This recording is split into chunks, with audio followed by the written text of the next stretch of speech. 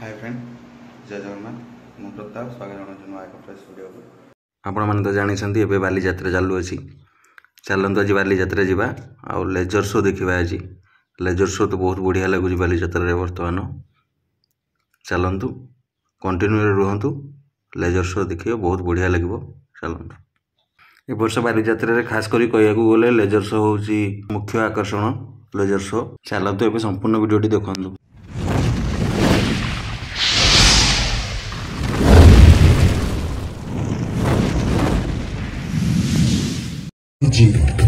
हमको प्राचीन वाणिज्य कथा स्मरण कराई देउछि जहाँ कलिंग को इंडोनेशिया थाईलैंड और म्यांमार सहित संयोग करुथिला आज आधुनिक विश्व में बालीजात्रा पर्यटन कला वाणिज्य एवं आपस बुझामणार आदान प्रदान को प्रेरणा देउछि आज जेतेबेले आमे चिकमिक तारा मानक तले एकाठी हेउछु सेई नदी कूल अच्छु जे सबु किछिर नीरव साक्षी सेतेबेले आमे हमर अतीत को मने पकाउछु वर्तमान को उल्लास रे पालन करूछु आ भविष्य को सुंदर करी गढ़ी तोलिबार शपथ देउछु एहा केवल एक उत्सव नुहे ए कहानी आमर कलिंग ओडिशा को परिवर्तन कहानी एक विश्वासर संस्कृति को परिवर्तन कहानी लोक मानक एक हेबार कहानी एमिति एक कहानी जहाँ कलिंगर कूल को स्पर्श करुथिबा प्रतिटी ढेउरे लेसी होई रहिछि प्रतिटी तरंगरे तरंगायित हेउछि विश्वास धैर्य एवं न्यायर अपसरा कहानी आज भी तपईर उपस्थिति प्रत्येक धूलिकणारे अनुभूत कलिंगर साधव अदम्य साहस परिचय सेमानंकर बोईत को सात दरिया पारी को नहीं जाउथिला नथिला कौनसी आधुनिक जंत्रपाति नक्षत्र चयन को आधार करी एवं निज आत्मविश्वास बल से यात्रा करुथिले देश जय करने उद्देश्य नुहे बरं अन्य सह जोड़ी हेबा पाई वाणिज्यर पसरा मेलाइबा पाई अन्य देश गुड़िक विश्वास और परंपरा माध्यम बांधी रहिबा पाई साधव मानकर बोईत केवल मसला की रेशम नहीं यात्रा कर बरं बाली जाभा सुमात्रा भली अनेक देश को बोही नहीं जाउथिले प्रगतिशील चिंताधारा कहानी एवं निज संस्कृतिर अमूल्य महत्व एमिति ही आरंभ होइथिला बालीजात्रा यात्रा वाणिज्य एवं अनंत संपर्कर पर्व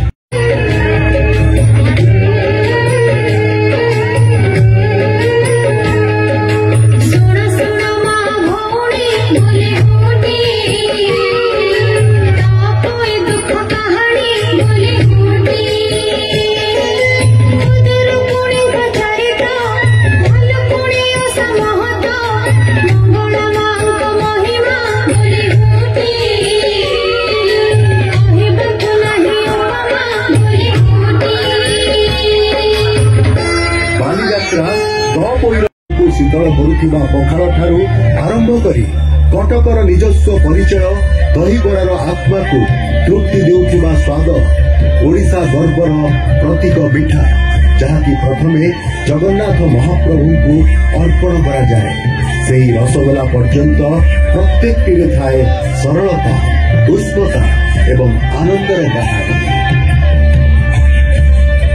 आम ऐतिह्य को आकार देउथिबा हाथ गुड़ी को देखंतु रूपा को पातरे परिणत करुथिबा स्वप्न को भक्तिर सह गढ़ुथिबा एही आमर अनन्य कटकर सम्माननीय कारीगर माने प्राचीन राजधानी रे एही कला एवं संस्कृति सृजनशीलता प्रस्तुत छुई पारिथिला तांकर प्रचंड भक्ति और आत्मार प्रतिवेदन स्वाक्षर पुरीर महान जगन्नाथ मंदिर निर्मित होइथिला एकता विश्वास एवं दिव्य कारीगरी प्रतीक जहाँ ओडिशार स्पंदन और स्वाभिमान भाव आज भी ठिया होइछि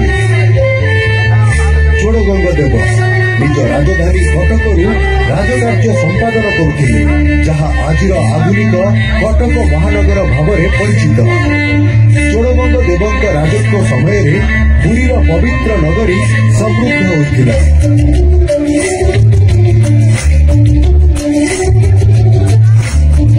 विशाल जगन्नाथ मंदिर निर्माण आध्यात्मिक केन्द्र पलटिथिला।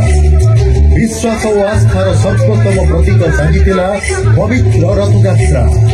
एशिया तथा विश्वर सर्वबृहत उत्सव मध्यरु अन्यतम, जोठी चतुर्धा मूर्ति निजे दिव्य रथरे आसीन होई पथरे विजे करते। पथरे रथ गड़ी चले, मणिमांक दिव्य डाकरे कलिंगर हृदय विराजमान करे।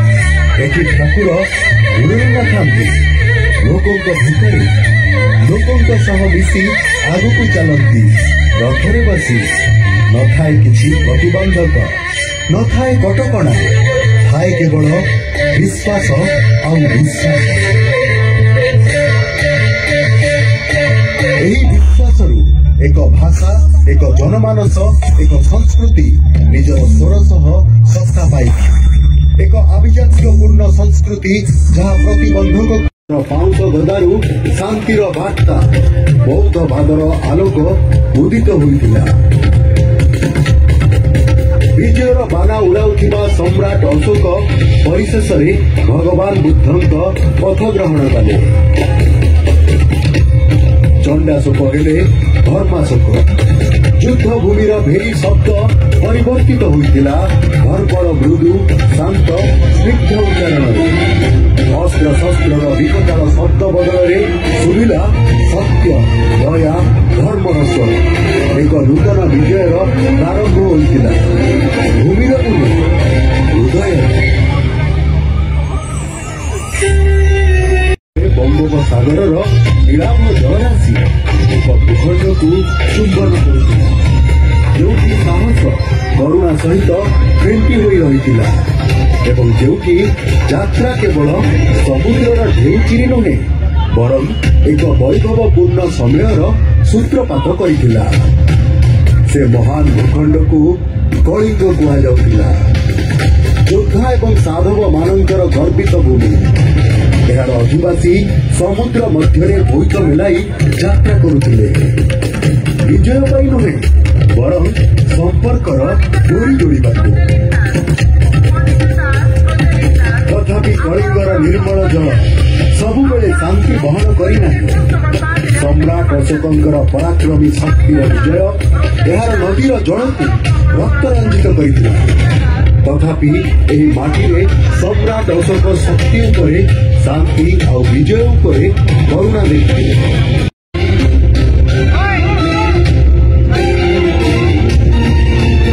समयर चक्र पूर्व देशगुड़िकर आविर्भाव समृद्धि और पतन पूर्व एक धराभूमि एक कहानी विद्यमान थिला, जहाँ हेउछि धर्म साहस एवं भाग्यर संज्ञा बहन करुथिला। आमर आपणार प्राचीन भूमि भारत मार कहानी।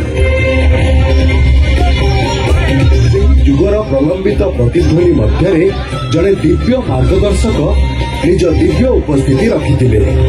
श्रीकृष्ण संतुलन रक्षक सत्यर स्वर।